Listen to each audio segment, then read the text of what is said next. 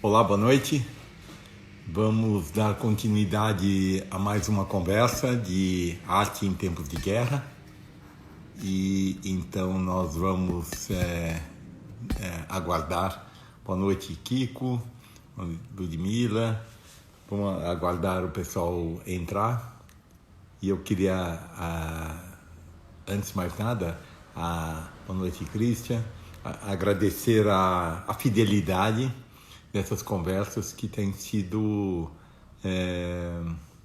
enfim, interessantes, ricas, para mim, de conhecer muitos de vocês, que, enfim, porque como tem uma solidão que é própria de da natureza desse trabalho, que a gente não tem contato em geral com o público. E na medida que o comércio da arte passou a ser mais feito diretamente através das galerias, foi se perdendo o contato do artista com o público. E ali acontece remotamente nas exposições. Mas faz falta esse encontro. E alguém está falando de generosidade, eu acho que faz parte da atividade artística a interlocução e também, dado o desenvolvimento das artes contemporâneas, eu acho que faz falta o testemunho do artista, porque não há uma comunidade. Como a gente trabalha sozinho, não tem uma comunidade para eu me reportar e falar da minha prática, não tem um inimigo que eu possa, como no período da modernidade, que é o gosto burguês, enfim. Então a gente tem que achar, por isso a questão da transmissão talvez seja, para mim, um momento de interlocução. E também de uma exigência de, vamos dizer assim, pôr em palavras o que é vago, tentar pôr em ideias uma coisa mais transmissível, né? Bom, eu estou enchendo linguiça aqui, então, enquanto o pessoal está entrando. Mas, então, acho que eu já posso falar, que já tem bastante gente aqui na sala. Desculpe. Nós tivemos, nas últimas conversas, eu tenho falado de noites bem apropriado os tempos sinistros que estamos vivendo. Então eu falei as noites particulares, né? Eu falei das noites que nos habitam, e hoje eu queria falar a noite de alguns e a noite de outros. É uma brincadeira para falar assim. Eu acho que eu fiz um pequeno recorte do período da modernidade, e eu resolvi fazer um recorte em volta de um tema. Eu fiz menção, eu acho que em algumas das nossas conversas, que no período da modernidade, o modernismo brasileiro, desculpe, tem um tema que ele foi bastante explorado não sei se a palavra seria explorada, eu acho que seria visitado por vários artistas, que é o tema da prostituição que aconteceu, principalmente eu vou falar no Mangue, no Rio de Janeiro. O Mangue era uma região, um bas-fond, como a gente dizia um tempo atrás, uma expressão em francês, uma região pobre, onde também povoado de grande parte de mulatas e mulatos, que habitavam que é um resquício que vem desde a Guerra do Paraguai, as favelas. Tem ali na região do Mangue uma miséria, uma pobreza, e também habitado por prostitutas que vinham da Europa, grande parte delas judias. É curioso, não sei se vocês sabem disso, judias que tinham sido arregimentadas nas aldeias pobres da Rússia, da Polônia, muitas vezes por próprios judeus que casavam com essas moças muito jovens, na faixa de 15 anos de idade, pensando que os pais entregando suas filhas para esses homens que não pediam dote para o casamento, que era uma coisa típica da Europa do Leste, prometendo uma vida boa na América. Mal sabiam essas moças que vinham, quando chegavam no navio, esses homens casavam com essas moças, casavam no religioso, e quando elas embarcavam no navio, elas se davam conta que ele tinha casado várias vezes e elas chegavam aqui e eram prostituídas, então eles eram o cafetão. Eu falo isso porque tem até filme. Agora, elas eram chamadas as polacas, eram em geral loiras, de olhos azuis e que faziam muito sucesso na zona do Meretrício, nos puteiros, como a gente diz mais apropriadamente, do Rio de Janeiro. Esse tema, ele interessou a boemia dos artistas modernistas. Então eu podia citar uma lista enorme de artistas que fizeram, que frequentaram como clientes, outros frequentavam como, vamos dizer, documentaristas das misérias humanas, se eu chamar assim. Então, eu podia falar do Antônio Gomide, todos os artistas do modernismo, Emiliano de Cavalcanti, nossa, a lista é tão grande que vai Lazar Segal, enfim. Eu fiz uma seleção hoje para falar dessas noites, essas noites quentes, às vezes com aspectos eróticos, outras com os aspectos mais da pobreza, de um olhar de indignação. Então, eu pensei que podia ser interessante para fazer um cruzamento dessas diversas abordagens que eu tenho feito aqui, conversando com vocês. Então, acho que o primeiro artista que eu vou pegar é um artista bastante significativo do modernismo. Vamos falar só uma coisa primeiro. Eu não sei, a grande parte desses artistas modernistas, eles tinham viajado para a Europa, eles tinham contato com uma renovação das linguagens, mesmo um questionamento do papel da arte, tinha um questionamento vamos dizer, das novas formas de expressão, que podiam incluir o cubismo, o dadaísmo. O próprio exemplo de um artista como Lazar Segal, que vem do movimento expressionista da Alemanha, ele amigo de artistas do dadaísmo, ele tem o primeiro álbum, se eu não me engano, que ele faz sobre prostituição, se eu não me engano, é o comecinho de 1900, entre 1900 e 1905, que eu me lembro. E ele vai fazer nas diversas anotações de viagens, anotações de desenho da região do Mangue. Então eu vou mostrar em vários artistas, provavelmente eu vou mostrar mais trabalhos do Lazar Segal, porque é o que eu tinha em catálogos e livros aqui em casa. Mas o primeiro artista que eu vou mostrar é o Antônio Gomide, como eu falei, um artista modernista, e que eu vou mostrar uma aquarela. Perdão, eu acho que eu estou isso aqui mais longe, vou para a minha cadeira. Vamos ver se eu consigo mostrar aqui. Acho que deu. Uma aquarela muito bonita a composição, né? Essa composição desse grande triângulo que vocês estão vendo. Na verdade, ela tem uma concentração para o centro, nessas diagonais que nos jogam para o centro da imagem. Ela tem uma imagem de representação toda fragmentada, uma casa na frente, um navio atrás, que é bem essa região portuária. E vejam que é uma representação bem típica do modernismo, já incluindo linguagens assim, cubistas, o futurismo.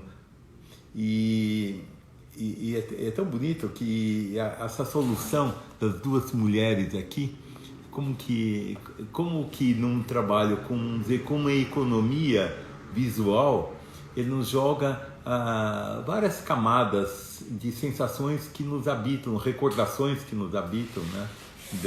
Que moram na gente. eu acho muito tocante, e eu achei interessante começar com isso, pegar um tema e onde a gente vai abordar isso que eu estou chamando as noites brasileiras que carregam da miséria ao sonho, aos prazeres, ao erotismo, enfim. Bom, eu acho que eu tenho mais trabalhos do Gomide que eu selecionei aqui.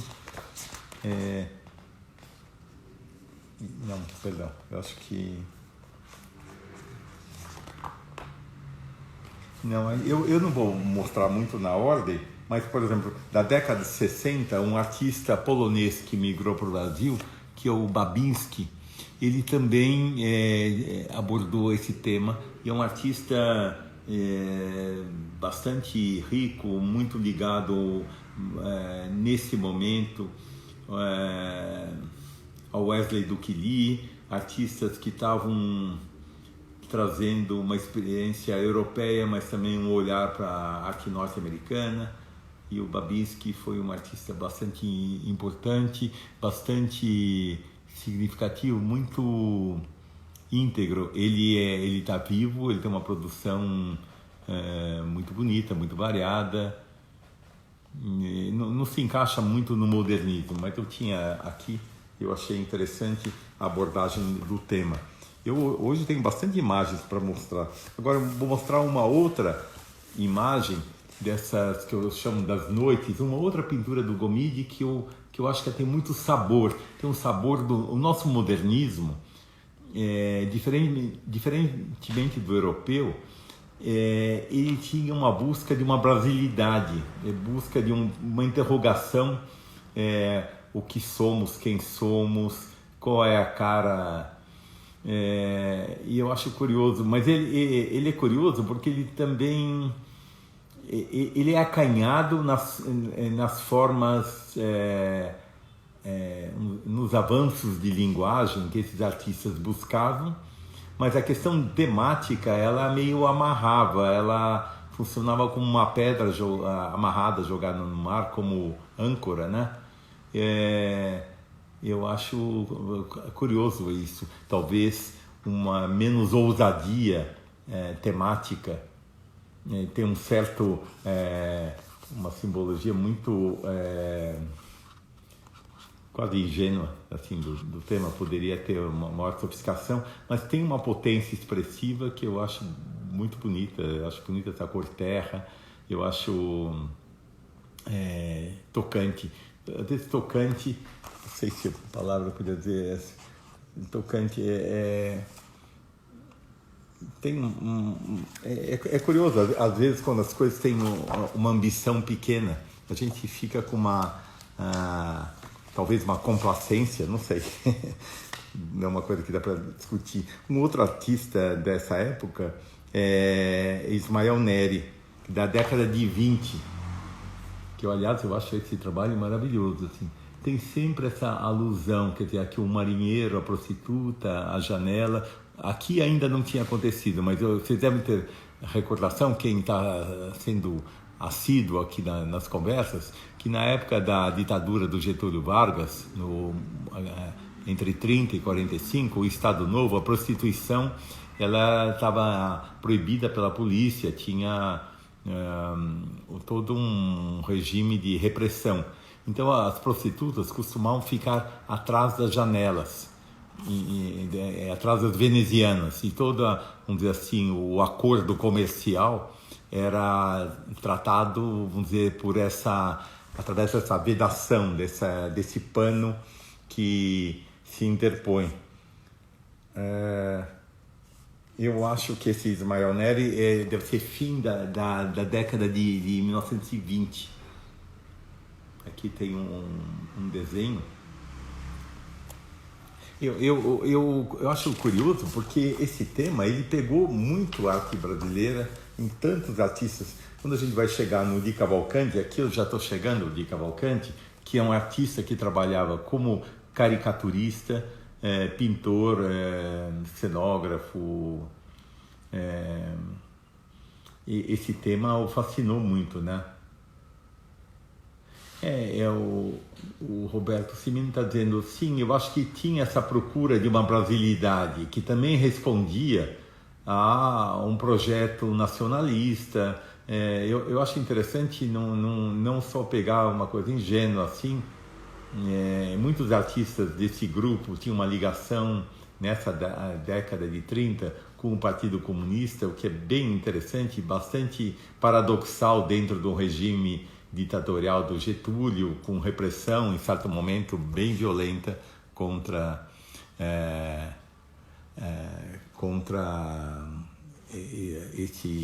os comunistas, né? O Jaime Prado está falando pequenas ambições, eu não entendi. A virtude do despojamento, de que é expressivo, Jaime, não entendi o que você está falando. Não sei, eu perdi. Mas o Di Cavalcanti é um artista que graficamente é muito bonito. Ele é um artista muito, muito interessante, muito típico brasileiro, com uma produção de altos e baixos, que é bom a gente ter essa visão. Ele, às vezes, ele era, na década de 20 e 30, ele é muito bom. E depois ele fica um artista preguiçoso, fazendo obras, às vezes, de péssima qualidade. Então, mas é legal a gente ver isso. Quase todo mundo, como a Tarsila. A Tarsila é muito melhor na década de 20 a 30, 35, depois mais para frente é bem lamentável, assim, né? Mas é interessante a gente ver, e cabe, com um distanciamento histórico, a gente entender quais momentos que os artistas deixaram um trabalho que realmente tem um significado, né, para a cultura. Não é tudo que tem a assinatura de um artista que a obra. Tem um momento, tem obras, como qualquer artista, tem obras melhores e piores, mas eu acho que está na hora da gente criticamente mostrar isso. Eu não falei aqui da Tarsila, e também não sei se aqui seria o lugar de falar a crítica que eu faria à exposição que aconteceu no MASP, que fez tanto sucesso. Enfim, num outro lugar eu prometo falar para vocês. Esse é um outro desenho do Di Cavalcanti também, para mim, que tem bastante sabor, chamar assim, que tem essa atmosfera, que tinha uma linguagem moderna, e tem uma elaboração que eu acho muito interessante.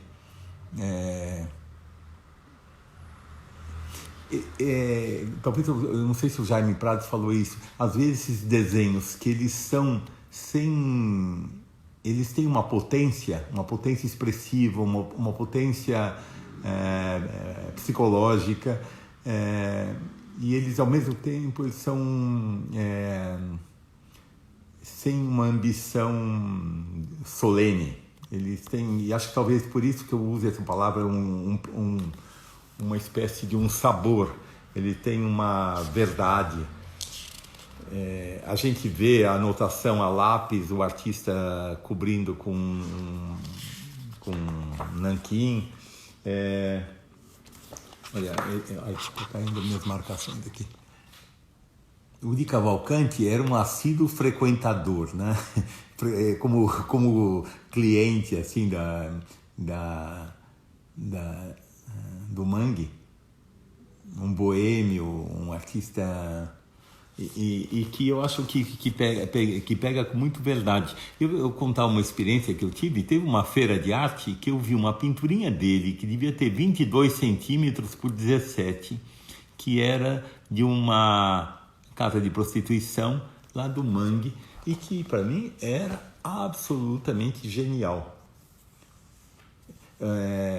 Genial no sentido da espacialidade, havia umas transparências, as figuras entravam o dentro e o fora.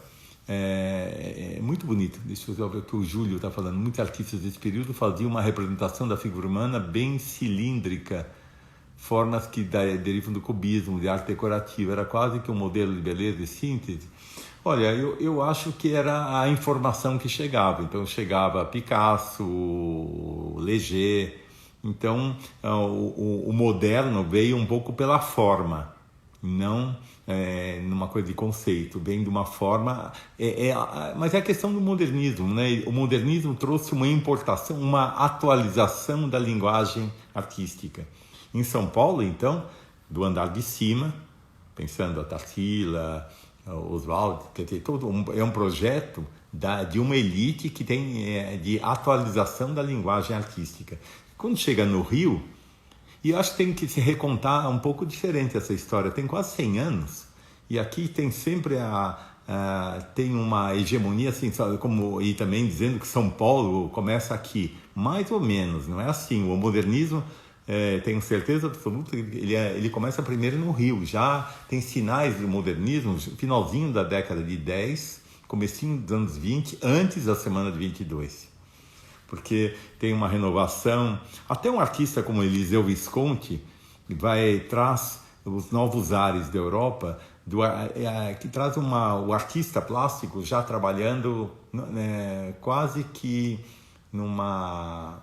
indústria incipiente nascendo. Por exemplo, o Eliseu Visconti vai abrir uma fábrica de porcelana, de louça pintada, quer dizer, faz papel de parede, tem essa noção um pouco de ampliação do campo do artista. Você já vem renovações que a gente já podia datar daí de um modernismo chegando, mas tem artistas gráficos.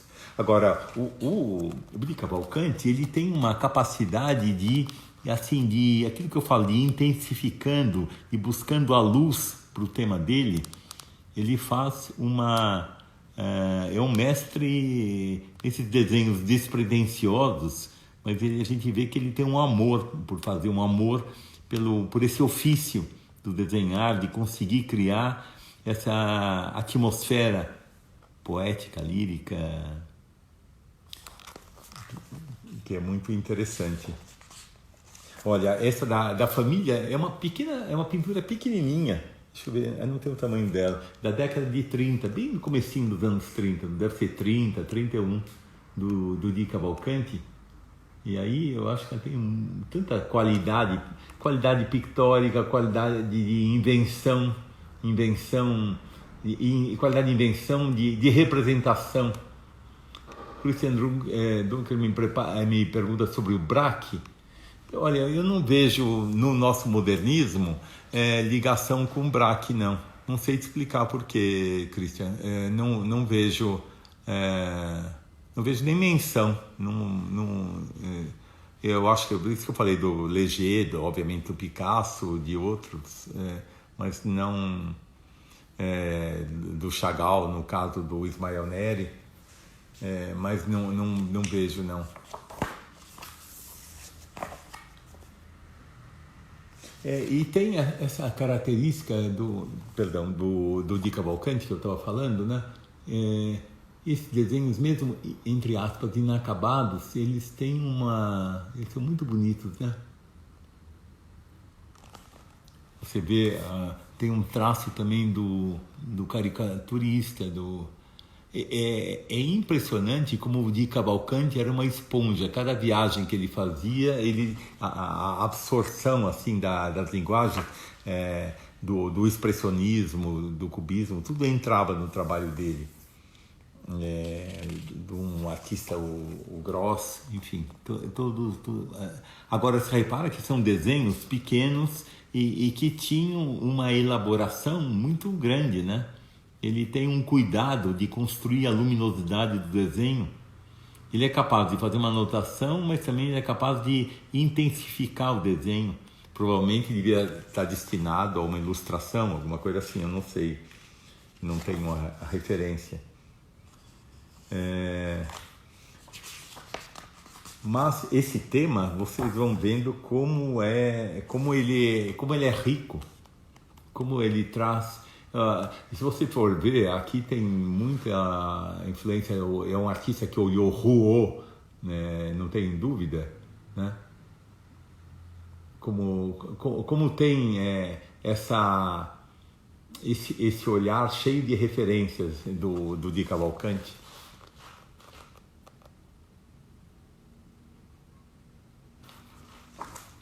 Mas essas noites, né, que que esses artistas nos trazem, eu acho muito bonito, assim. Dá pra fazer, olha, uma exposição sobre o mangue, óbvio que dá para fazer, sobre a prostituição, sobre o desejo, sobre o erotismo, a miséria, enfim, tudo que está em volta disso. E todas as nossas fantasias, né? Mas como uma exposição sobre a noite, as diversas noites que a arte faz. Aí sim, você pode fazer leituras cruzadas da obra de vários artistas. É uma ideia aí para alguma instituição fazer. Em vez de correr atrás das últimas tendências artísticas, às vezes está na hora um pouco de olhar para os próprios acervos e renovar as leituras, né?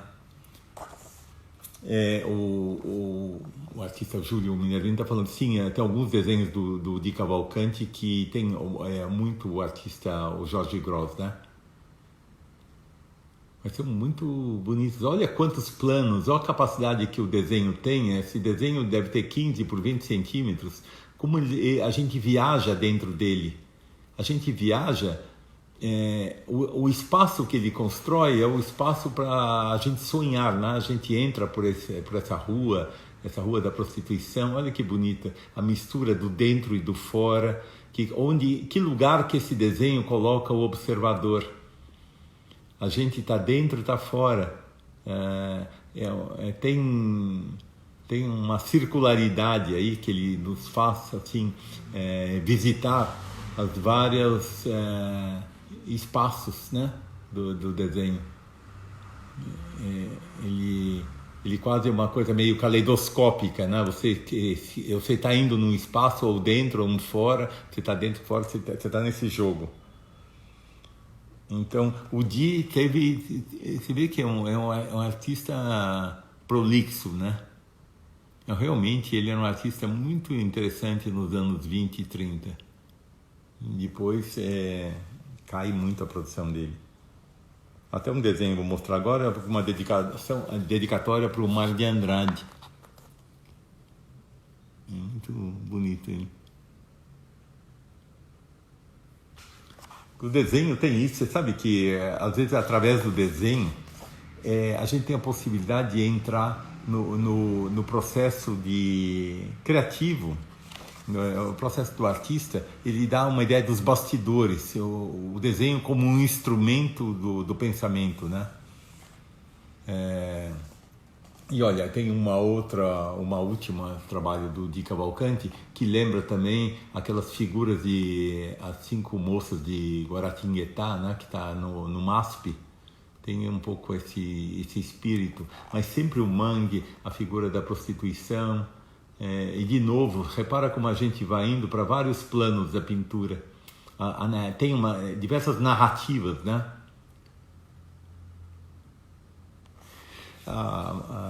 Estão falando se o curador é muito importante para o entendimento de uma exposição, sem dúvida, né? E de uma época, o curador, o historiador, né? Eu prefiro essas duas. E o curador, ele tem uma licença poética de fazer leituras, qualquer obra permite, que às vezes que não está nem...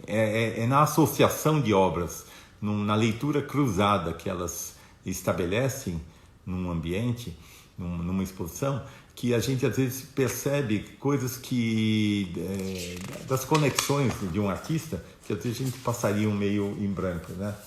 E aí eu vou entrar um pouquinho no Lazar Segal, que eu tenho mais reproduções, assim, que pertencem à série do Mangue.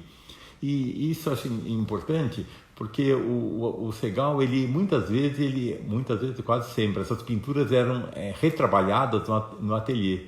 Ele usava desenhos, diversos desenhos, para reconstruir. A pintura é uma construção. E depois o desenho ele é uma ferramenta de anotação de um pensamento, de uma ideia. Mas o tratamento principalmente o Segal faz é muito esse, né? E eu tenho diversas anotações, então, são desenhos de folhinhas de papel pequenininhos. Mas olha como tem aquilo que eu falei, né? Já o Segal está na década... Eu acho que provavelmente é anos 40 aqui. onde em pleno Estado Novo, quando tinha isso que eu falei, provavelmente essa era uma polaca, né, pelos traços dela, né? Mas tem essa... aqui é diferente do de Cavalcante. De Cavalcante tem um clima mais... podia dizer, um certo erotismo. Aqui eu acho que é muito mais a ordem da compaixão. Eu diria que o espírito Segal tem um olhar... eu acho que a minha palavra que me ocorre é compaixão. Uma humanidade... é desse lugar da pobreza, da miséria, uma solidariedade, talvez. Esses desenhos pequenininhos, depois eles eram muitas vezes utilizados para fazer gravuras, gravura em metal, ponta seca, né, água forte, ou para xilogravuras.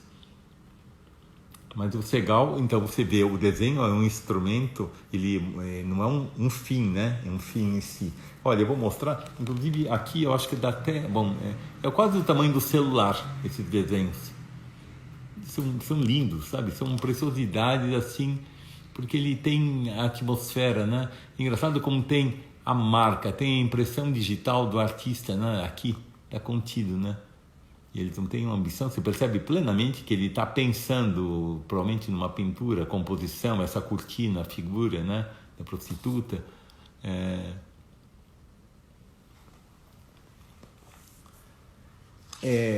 De certa forma, eu estou vendo, eu não olhei quem falou, uma coisa de exotismo e erotismo. Eu acho que fazia parte, sim, o exotismo, o modernismo brasileiro procurou um exótico, sim, procurou um exótico na nossa, para a arte documentar. Então, vocês estão vendo esses desenhinhos, provavelmente era um caderninho de bolso que ele devia fazer as anotações, né?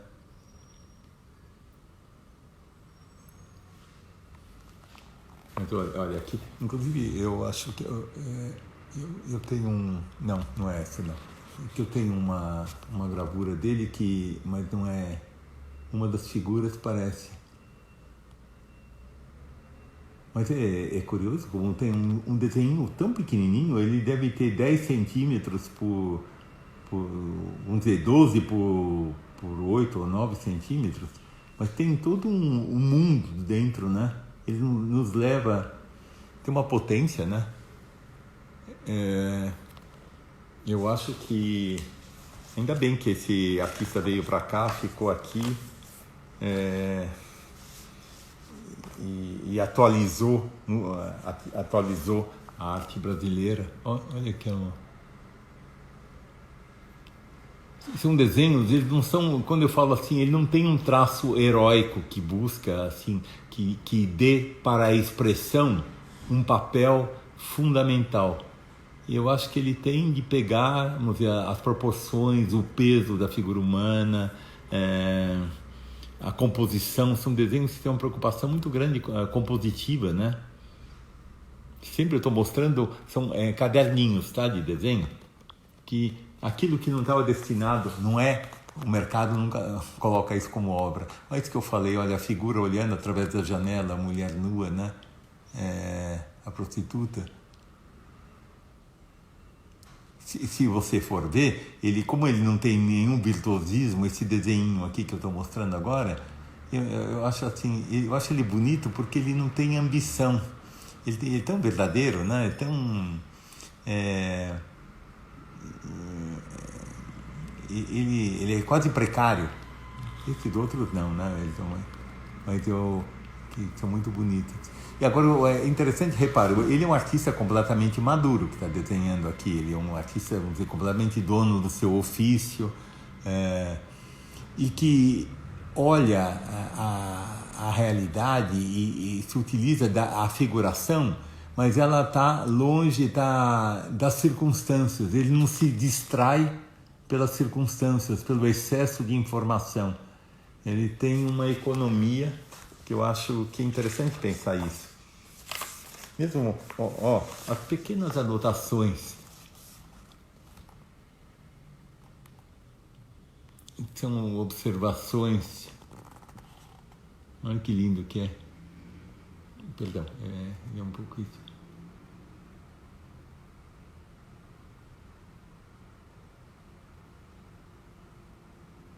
Eu não sei se esses desenhos eles são descritivos do que? Eu acho de um olhar que pensa a compaixão, né?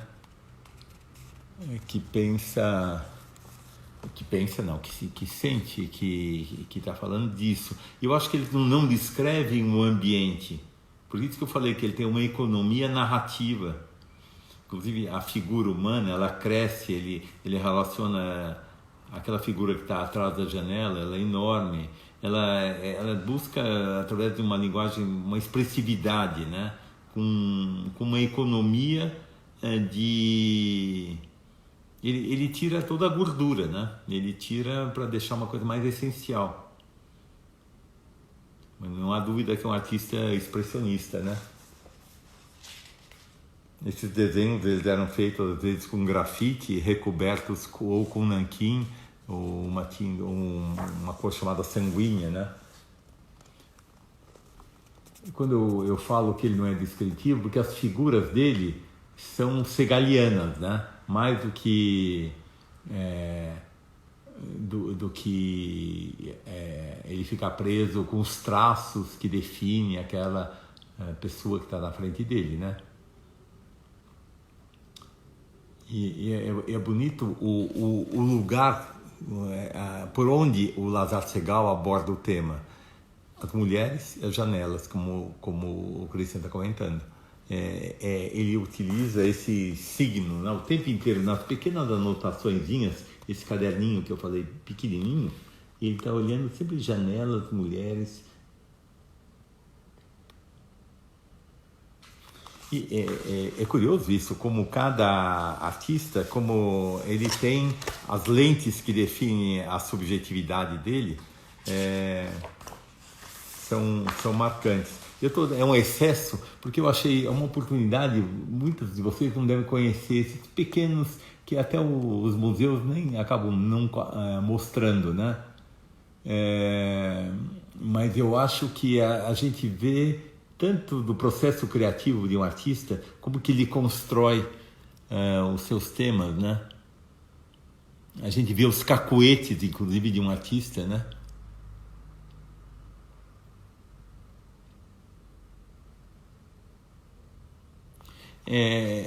Eu acho que... Estou vendo um comentário, desculpe, eu falo assim, eu acabo não vendo quem está fazendo o comentário. Se a gente pode relacionar com Lautrec, com Degas, eu acho diferente. A sociedade é uma sociedade que está se fazendo muito frágil, tudo já estava ali, né? Uma puta desigualdade social, uma miséria... O que eu podia dizer? Mas olha que desenho bonitinho, não? Usar uma expressão assim. Então se já pensa, ele tem um pouquinho maior que quase nada do tamanho do celular que eu estou usando aqui. Acho que eu mostrei esse aqui, eu não sei se eu mostrei esse desenho ou não, desculpe.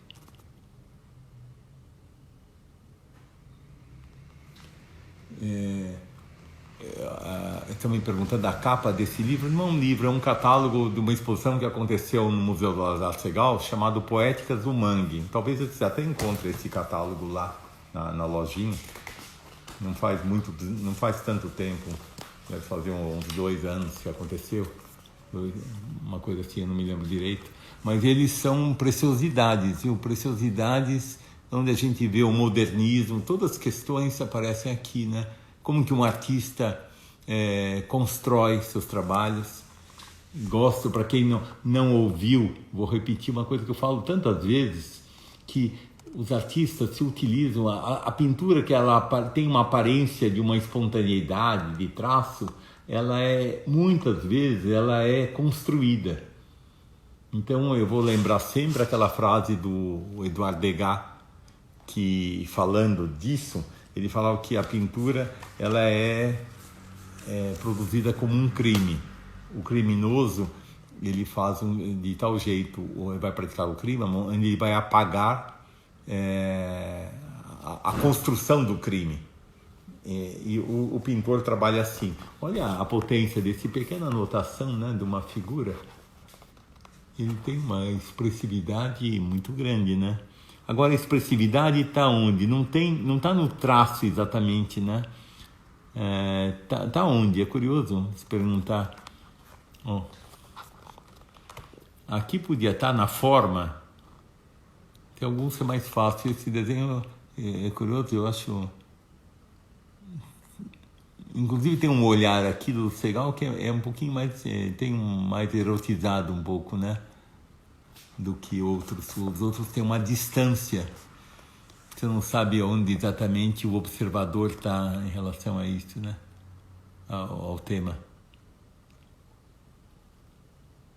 A expressão que você vê no rosto, ela não é uma expressão que procure a semelhança do modelo.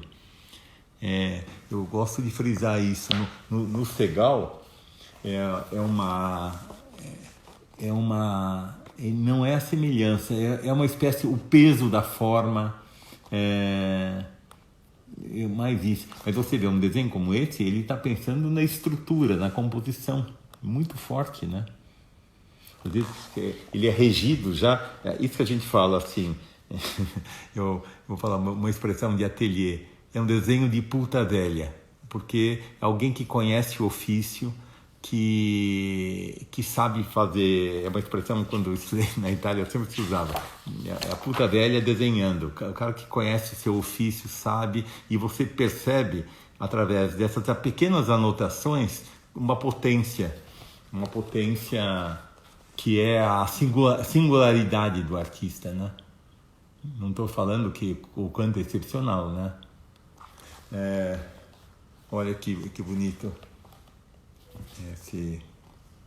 Muitos desses desenhos, eles tinham uma pequena reelaboração fora. Não era desenho do instante. É isso que eu falei. Muitas vezes o nanquim, ele entrava por cima do grafite no ateliê do Segal. Não lá. Pela situação de desconforto, não sei exatamente como que ele trabalhava. Olha, o estudo de uma xilogravura que é bem conhecida, inclusive que eu mostrei, eu nem tinha visto. Olha, um desenho pequeno, onde tem o freguês e a prostituta, e entre eles a veneziana, né?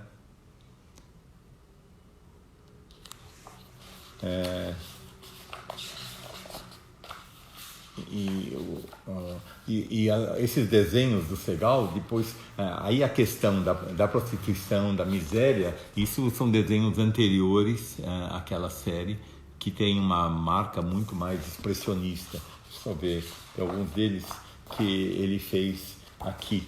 Isso é do Mangue ainda, da série do Mangue. Mas você vê, e todos os artistas, você podia pegar o Di Cavalcanti e fazer uma exposição do Mangue, do Gomide, como tantos outros. Eu, assim, eu estou um pouco limitado, acesso a todos os meus livros que eu tenho, mas outros que eu podia ver, outros artistas abordando esse tema, né? Então, essas noites que a gente tem na cultura. Essa é uma xilogravura bem famosa que eu mostrei para vocês, ó. Eu já tinha mostrado, que é super simples, para quem não sabe, né? É feito, vamos ver, o artista entalhou uma madeira, depois ele, com um rolo de tinta, ele entinta a matriz, põe um papel em cima, pressiona por trás e a imagem sai impressa aqui no papel, né? Isso...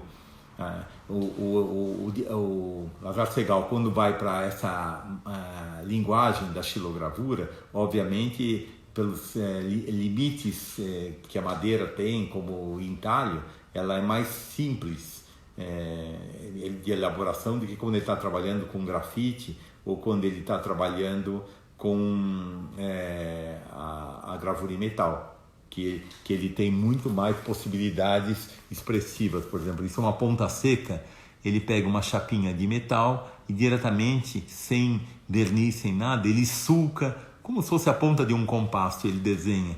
Então, dá uma característica de uma linha mais borradinha, assim, uma linha mais aveludada, que muitos artistas gostam pela expressividade que isso dá. Mas você vê que uma certa fascinação pela figura, pela mulata, a boca da mulata, esses traços, eles são muito característicos do modernismo brasileiro, a busca dessa... meio fascinado também de formas... Bom, pode imaginar ele um alemão, né?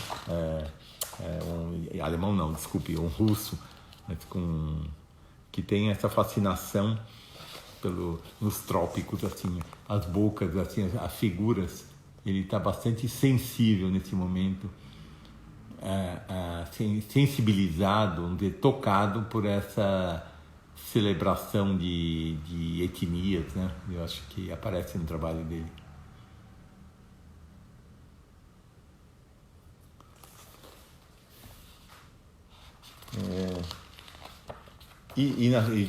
De novo na xilogravura, como ele volta... Então esses desenhos, eles serviam assim de anotações que depois elas entravam no trabalho dele. Aliás, é muito comum isso, hein? Mas no caso aqui a gente tem a oportunidade de ter de um artista várias imagens, né, que mostram... Então isso que eu estou falando, ele não fica preso à identificação dos traços, o reconhecível da onde ele começou, né, a desenhar. Ela é uma mulher, não é mais uma pessoa reconhecível, assim. Alguém está falando... eu acho que as janelas que a gente está falando, elas são muito isso que eu falei, da época da proibição, enfim. Eu acho que, não sei, não tem uma posição política do Lazar Segal aqui. Eu acho que o olhar, eu fiz outra vez eu falei da obra dele, eu falei desse olhar da compaixão. Ele tem uma característica diferente. Por exemplo, os colegas e amigos dele da Europa, o Jorge Gross,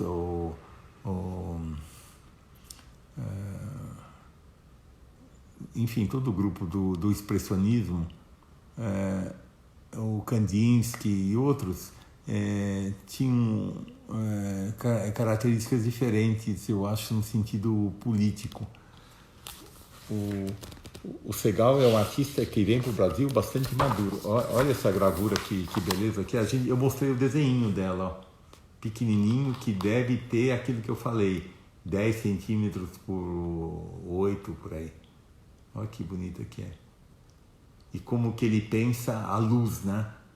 O branco, onde ele gravou, ele cavou a madeira, vira luz, né? Então é uma economia de recursos, mas que tem essa potência, né, de fazer a gente enxergar e olhar. Ela não é caricatural, né? Ela podia cair numa solução caricatural, que ele não cai. A produção dele, desses puteiros, desses bordéis, assim, é bastante grande, viu? Eu estou mostrando só alguns trabalhos, também porque nosso tempo aqui está esgotando. Mas eu acho que é isso que eu tinha para dizer para vocês, dessas noites. Eu chamaria a nossa conversa de hoje das noites de uns e de outros. Quer dizer, se cada encontro eu estou tentando dar um nome de noites. Alguém me perguntou a capa desse catálogo, é isso aqui. Essa pintura do...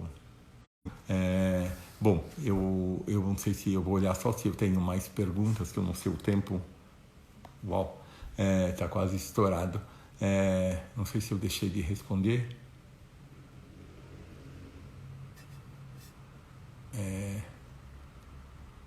Sim, a Miriam está falando o simbólico da janela como fresta, o que aproxima, o que distancia, ou como mediação, né, do distanciamento. É um tema que aparece tanto na arte, porque na verdade fica assim, a janela ela trata também de uma ilusão, de um para dentro ou um para fora. A própria metáfora da pintura, se pensasse, quando a pintura se descola da arquitetura, e quando a invenção da tela, que faz com que ela se descolhe, ela vira um objeto que ela não precisa mais ser concebida, limitada à arquitetura. Ela vira um objeto, inclusive, de troca, de venda.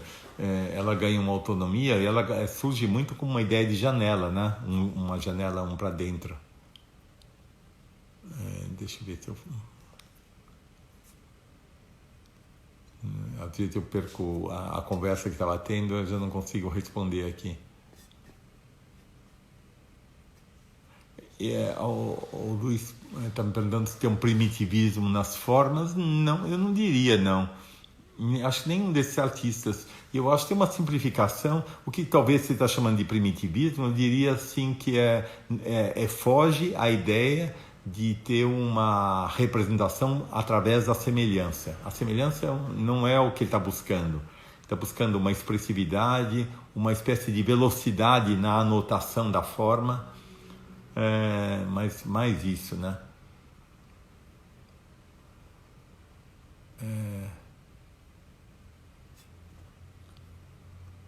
Deixa eu ver.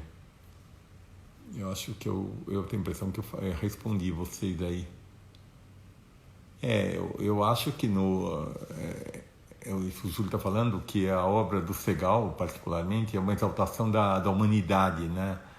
Das pessoas marginalizadas, não sei dizer isso, vamos dizer do sofrimento humano, da condição humana, é alguém que tinha vamos dizer assim, um acolhimento para a condição humana.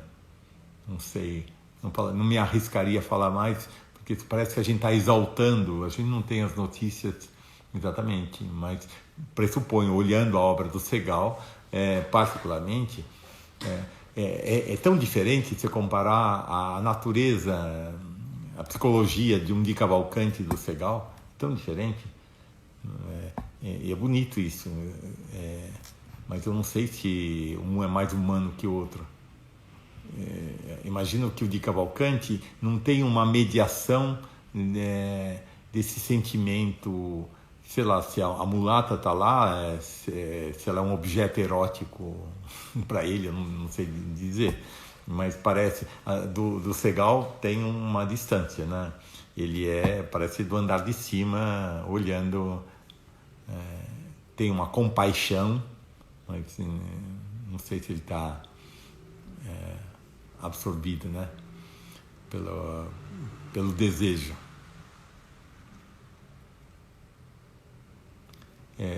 Realmente o Segal ele deixou uma obra vasta. Por exemplo, um artista tão incrível como Ismael Neri, a obra, ele viveu tão pouco, 36 anos, é muito pouco, a obra é pequena, mas muito, muito densa, muito...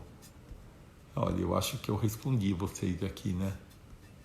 Mas, enfim, eu acho que o que é curioso na arte é que o olhar de cada um vê uma coisa e as associações que se abrem sempre são fazem a gente viajar em tantos planos. Eu acho que isso é bonito de arte, não quando ela está limitada a uma narrativa totalmente que ingesse ela, né? Eu acho que a gente pega a obra justamente para sonhar. E os sonhos são diferentes, né? De cada pessoa. É isso. Bom, eu acho que eu respondi aqui. Suponho que eu respondi a todos, se não me mandem perguntas. Bom, gente, eu vou agradecer vocês. Vou ver se eu continuo outras noites ou se eu parto para... novas luzes, talvez, né? Talvez a gente esteja precisando um pouco falar de luzes. Não que as noites não tenham suas luzes, as noites têm as suas escuridões e suas luzes, né? Enfim, é isso. O resto é bobagem. Eu vejo vocês, quem tiver, os fiéis, amanhã às 21 horas e os infiéis também. Fiquem bem, então até amanhã. Muito obrigado.